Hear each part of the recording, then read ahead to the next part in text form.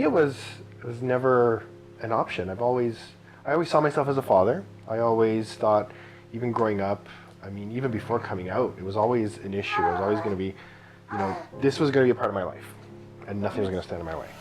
For me, it wasn't as automatic a thing as it was for Frank. I hadn't pictured myself as a father, mostly because of the demanding career I had chosen and all the training that went along with that. So I didn't see myself being in a situation where I would have made a good single parent. And then Frank came along, and he was very adamant that he was going to have children.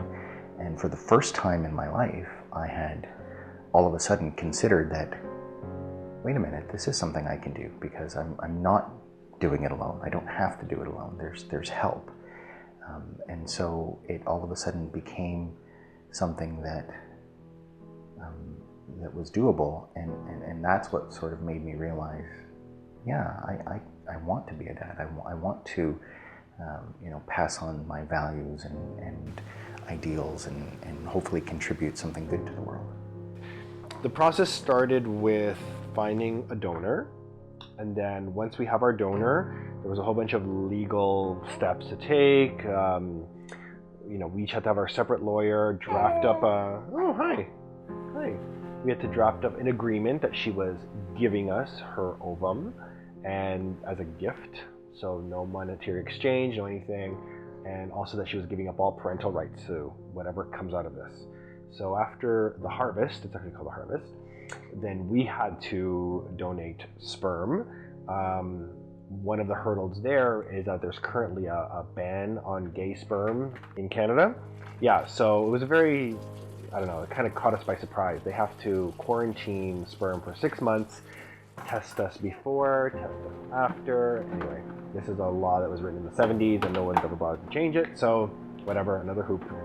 It was one of those slow processes that, on the one hand it was annoying to have to go through all of these steps, but on the other hand it was probably good that it eased me into that whole idea of parenthood.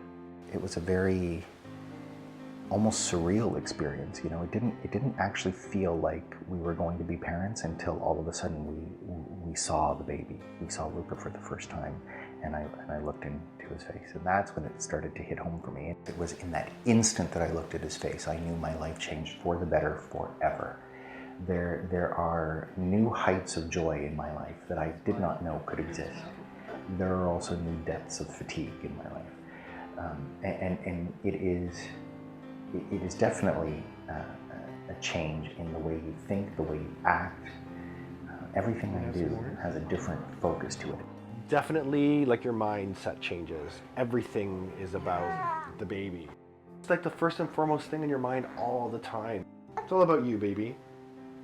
But it's been wonderful. I wouldn't trade it for the world. It's an understatement to say life has changed.